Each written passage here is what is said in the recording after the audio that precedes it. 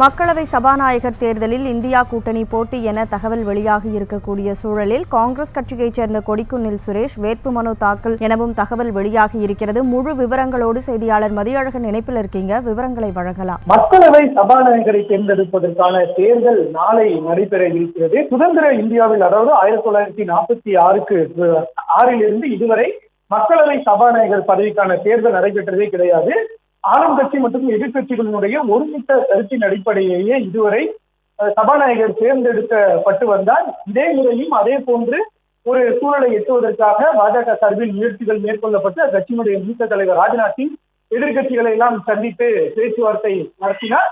ராகுல் காந்தியை சந்தித்த பொழுது அவர் துணை சபாநாயகர் பதவியை தங்களுக்கு விட்டுக் கொடுக்க வேண்டும் என்று கோரிக்கை வைத்ததாகவும் தகவல்கள் வெளியாகி இருந்தது. இந்த நிலையில் தற்பொழுது இந்தியா கூட்டணி சார்பில் கொடிக்குன்னில் சுரேஷ் சபாநாயகர் தேர்தலுக்கு போட்டியிடுவதற்காக வேட்புமனு தாக்கல் செய்திருக்கிறார்.